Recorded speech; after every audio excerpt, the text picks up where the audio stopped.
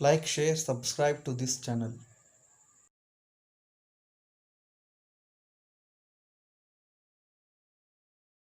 Balance the following chemical equations. ಈ ಕೆಳಗಿನ ರಾಸಾಯನಿಕ ಸಮೀಕರಣವನ್ನು ಸರಿದೂಗಿಸಿರಿ ಅಂತಿದೆ. ಸೊ ನಾವು ಸುಲಭವಾಗಿರುತ್ತೆ ಸಿಂಪಲ್ ಆಗಿರುವಂಥ ಒಂದು ಕೆಮಿಕಲ್ ಇಕ್ವೇಷನ್ಸ್ ತೊಗೊಳ್ಳೋಣ. ಸೊ ಇಲ್ಲಿ ನೋಡ್ರಿ, ನೈಟ್ರೋಜನ್ ಪ್ಲಸ್ ಹೈಡ್ರೋಜನ್ ನಮಗೆ ಅಮೋನಿಯಾ ಕೊಡುತ್ತೆ. ಸೊ ಇದು ಅಮೋನಿಯಾ, NH3 ಅಂದರೆ ಅಮೋನಿಯಾ. ಇಲ್ಲಿ ಇದು ಬ್ಯಾಲೆನ್ಸ್ ಇದೆ ಇಲ್ಲ ಅಂತ ಫಸ್ಟ್ ಚೆಕ್ ಮಾಡ್ಕೋಬೇಕು ನಾವು. ಸೊ ಬ್ಯಾಲೆನ್ಸ್ ಇದ್ದರೆ ಅದು ಬ್ಯಾಲೆನ್ಸ್ಡ್ ಇಕ್ವೇಷನ್ ಅಂತ ಬರೆಯಕ್ಕೆ ಬರುತ್ತೆ. ಸೊ ಒಂದು ಇದು ಸಮೀಕರಣ ಸರಿದೂಗಿಸಲು ಫಸ್ಟ್ ನಾವು ನೋಡಿಕೊಂಡು ಆಮೇಲೆ ನಾವು ಅದನ್ನು ಬ್ಯಾಲೆನ್ಸ್ ಮಾಡಬಹುದು. ಇಲ್ಲಿ ನೋಡಿ, ನೈಟ್ರೋಜನ್ ಪ್ಲಸ್ ಹೈಡ್ರೋಜನ್ NH3 ಅಂತ ಹೇಳಿದ್ವಿ ನಾವು. ಇಲ್ಲಿ ನೈಟ್ರೋಜನ್ 2 ಇದಾವೆ, ಇಲ್ಲಿ ನೈಟ್ರೋಜನ್ 1 ಐತೆ. ಸೊ ಅಂದರೆ ಇದು ಬ್ಯಾಲೆನ್ಸ್ ಇಲ್ಲ. ಇಲ್ಲಿ ಹೈಡ್ರೋಜನ್ 2 ಇದಾವೆ, ಇಲ್ಲಿ ಹೈಡ್ರೋಜನ್ 3 ಇದೆ. ಸೊ ಈ ಥರ ಇದ್ದಾಗ ಸೊ ನಾವೇನು ಮಾಡಬೇಕು ಅಂದರೆ, ಸೊ ಟೇಬಲ್ ಹಾಕೋಣ. ಸೊ ಇಲ್ಲಿ ಪ್ರತಿವರ್ತಕಗಳಲ್ಲಿ ಯಾವುದು ನೋಡ್ರಿ, ಅಂದರೆ ರಿಯಾಕ್ಟೆಂಟ್ಸಲ್ಲಿ ನೈಟ್ರೋಜನ್ ಮತ್ತು ಹೈಡ್ರೋಜನ್ 2 ಇದಾವೆ ಎಲಿಮೆಂಟ್ಸ್, ಧಾತುಗಳು ಅಂತೀವಿ ನಾವು. ಅದೇ ಧಾತುಗಳು ಉತ್ಪನ್ನದಲ್ಲಿನೂ ಅವೇ ಇರ್ತವೆ. ಓಕೆ, ಸೊ ಅವುಗಳ ಸಂಖ್ಯೆ ಬರೀಬೇಕು. ಇಲ್ಲಿ ನೋಡ್ರಿ, ನೈಟ್ರೋಜನ್ 2 ಇದೆ,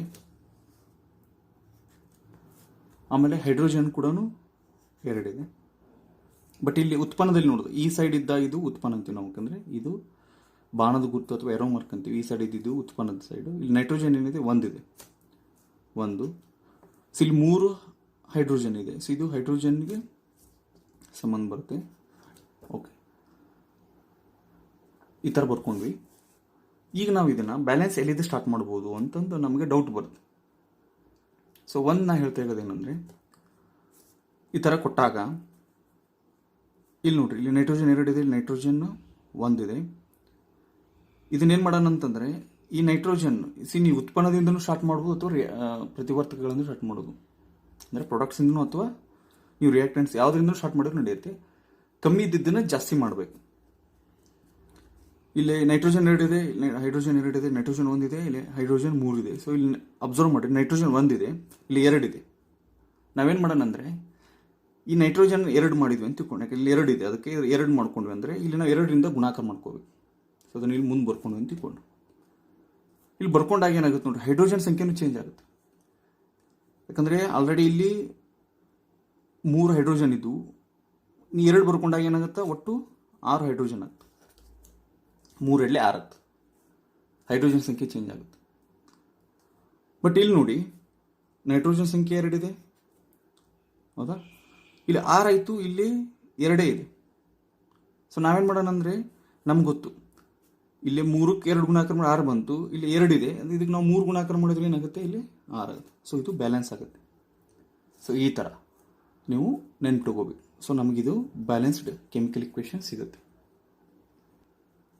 ಕೆಮಿಕಲ್ ಇಕ್ವೇಷನ್ ಕೊಟ್ಟಿದ್ದಾರೆ. ಇಲ್ಲಿ ಅಲ್ಯೂಮಿನಿಯಂ 1 ಇದೆ, ಅಲ್ಯೂಮಿನಿಯಂ 2 ಇದೆ, ಇಲ್ಲಿ ಆಕ್ಸಿಜನ್ 2 ಇದಾವೆ, ಇಲ್ಲಿ ಆಕ್ಸಿಜನ್ 3 ಇದಾವೆ. ಸೊ ಅಂದರೆ ಇದನ್ನು ನಾವು ಬ್ಯಾಲೆನ್ಸ್ ಮಾಡ್ಬೇಕಂದಂಗೆ.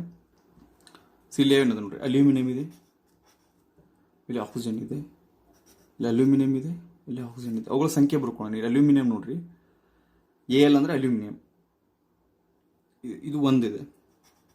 ಆಕ್ಸಿಜನ್ ಎಷ್ಟಿದಾವೆ, 2 ಇದಾವೆ. ಇಲ್ಲ, ಅಲ್ಯೂಮಿನಿಯಂ 2 ಇದಾವೆ, ಆಕ್ಸಿಜನ್ ಎಷ್ಟಿದಾವೆ, 3 ಇದಾವೆ. ಓಕೆ, ಸೊ ಏನು ಹೇಳಿದೆ ನಾನು, ಕಡಿಮೆ ಇದ್ದಿದ್ದು ಜಾಸ್ತಿ ಮಾಡ್ಕೋಬೇಕಂತ. ಅಲ್ಯೂಮಿನಿಯಂ 1 ಇದೆ, ಅಲ್ಯೂಮಿನಿಯಂ 2 ಇದೆ ಅಂತಂದ್ರೆ ನೋಡ್ಬೇಕು ನಾವು ಇಲ್ಲಿ. ಓಕೆ, ಸೊ ಇದು ನಾವು 2 ಮಾಡ್ಕೊಂಡ್ವಿ ಅಂದರೆ ಇಲ್ಲಿ 2Al ಆಗುತ್ತೆ. ಓಕೆ, ಅಲ್ಯೂಮಿನಿಯಂ ಆಯಿತು. ಇಲ್ಲಿ ಆಕ್ಸಿಜನ್ 3 ಇದೆ. ಓಕೆ, ಇಲ್ಲೇನಾಗುತ್ತೆ, ಆಕ್ಸಿಜನ್ 3 ಇದ್ದರೆ ನಮಗೆ ಇಲ್ಲಿ 2 ಇದೆ, 2 ಬರ್ತೀವಿ ಅಂದರೆ 4 ಆಗುತ್ತೆ. ಅಗೇನ್ ಇದು 3 ಆಗ್ತದೆ. ಸೊ ನಾವು ಇಲ್ಲಿ ಏನು ಮಾಡೋದು ಅಂತಂದರೆ, ಇಲ್ಲಿ 6 ಮಾಡ್ಕೊಳ್ಳೋಣ. ಯಾಕಂದರೆ 2 ಮತ್ತು 3 ಲಸ ಎಷ್ಟು ಬರುತ್ತೆ, 6 ಬರುತ್ತೆ. ಸೊ ಅದಕ್ಕೆ ಇದನ್ನು 6 ಮಾಡ್ಕೊಂಡು ಅಂತ ತಿಳ್ಕೊಳ್ಳೋಣ. ಇಲ್ಲಿ 2 ಬರ್ಕೊಳ್ಳೋಣ, ಯಾಕಂದರೆ ಮೂಲೆ 6 ಆಗುತ್ತೆ, ಇಲ್ಲೂ 6 ಆಯಿತು, ಇಲ್ಲೂ 6 ಆಯಿತು. ಬಟ್ ಅಲ್ಯೂಮಿನಿಯಂ ಏನಾಗುತ್ತೆ ನೋಡ್ರಿ, ಇಲ್ಲಿ 4 ಆಗುತ್ತೆ, 4 ಬರ್ಕೊಳ್ಳೋಣ. ಸೊ ಇದು 2 ಮಾಡೋ ಬದಲು ನಾವೇನು ಮಾಡ್ಬೇಕು, ಇಲ್ಲಿ 4 ಅಂತ ಬರ್ಕೋ, ಯಾಕಂದರೆ ಸೊ 2 ಆಗಂಗಿಲ್ಲ ನಮಗೆ, 4 ಬರ್ಕೊಳ್ಳೋಣ. ಈ ಥರ 6 ಆಯಿತು, ಇದು 4 ಆಗುತ್ತೆ, ಇದು 6 ಆಯಿತು. ಇದು ಬ್ಯಾಲೆನ್ಸ್ ಆಗುತ್ತೆ. ಸೊ ಅದಕ್ಕೆ ಇದಕ್ಕೆ ನಾವು ಟ್ರಯಲ್ ಆ್ಯಂಡ್ ಎರರ್ ಮೆಥಡ್ ಅಂತ ಕರಿತೀವಿ. ಅಥವಾ ಸೊ ಈಕ್ವೇಷನ್ ನಾವು ಬ್ಯಾಲೆನ್ಸ್ ಮಾಡಬೇಕೀಗ. ಸೊ ಇಲ್ಲಿ ಎಲಿಮೆಂಟ್ಸ್ ಯಾವುದು ನೋಡ್ರಿ, ಪೊಟ್ಯಾಷಿಯಮ್ ಇದೆ ಕೆ, ಆಕ್ಸಿಜನ್ ಇದೆ ಮತ್ತು ಹೈಡ್ರೋಜನ್ ಇದೆ, ಆಮೇಲೆ ಫಾಸ್ಫರಸ್ ಇದೆ ಪಿ. ಹೈಡ್ರೋಜನ್ ಆಲ್ರೆಡಿ ಬರ್ಕೊಂಡಿವಿ ಮತ್ತು ಆಕ್ಸಿಜನ್ ಇದೆ ಅದನ್ನು ಬರ್ಕೊಂಡಿದ್ದೀವಿ. ಅಬ್ಸರ್ವ್ ಮಾಡಿರಿ, potassium, oxygen, hydrogen and phosphorus same thing ನಾವು ಈ ಕಡೆ ಬರ್ಕೊಂತೀವಿ, K O H and P. Okay, ಇದು ನಾವು ಪ್ರಾಡಕ್ಟ್ ಸೈಡ್. ಈಗ ಅವುಗಳ ಸಂಖ್ಯೆ ಬರ್ಕೊಳ್ಳೋಣ.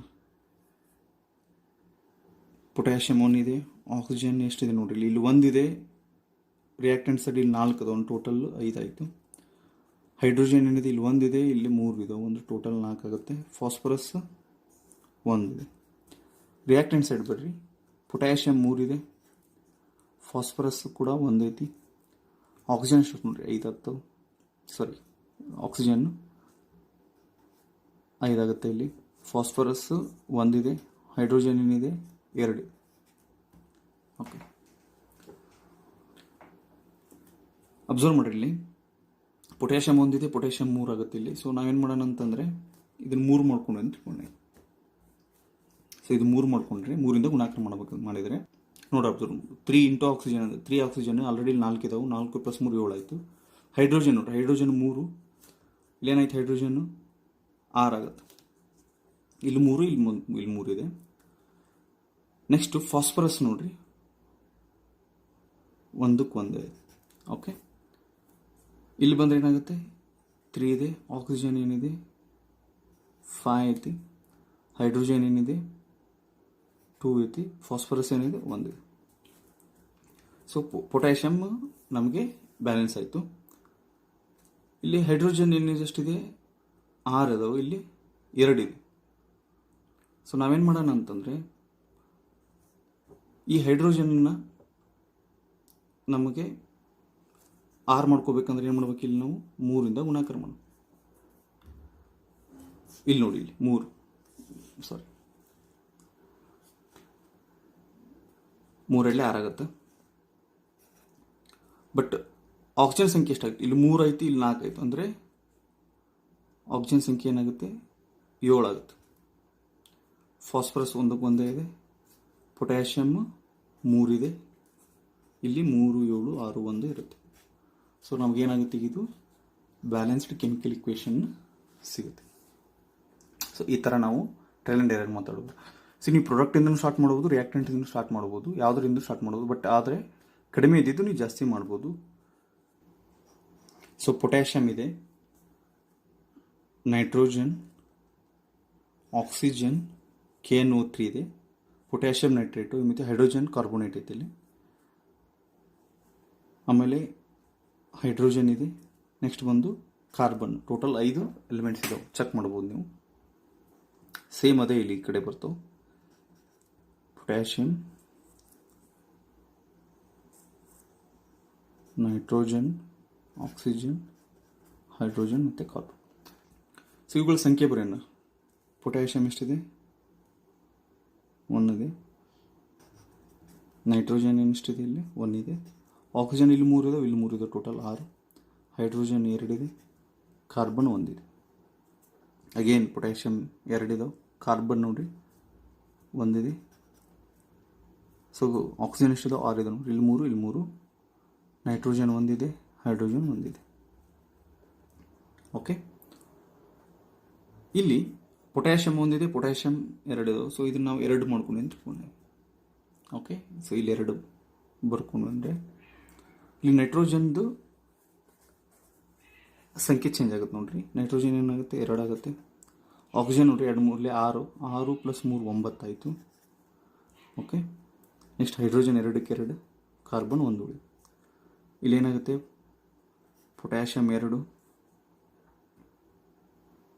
ಓಕೆ, ಆಮೇಲೆ ಇಲ್ಲಿ ನೈಟ್ರೋಜನ್ 2 ಆಯಿತು. ನಾವೇನಾದರೂ ಇಲ್ಲಿ ನೈಟ್ರೋಜನ್ನು 2 ಬರ್ಕೊಳ್ಳೋದು ತಿಳ್ಕೊಂಡು.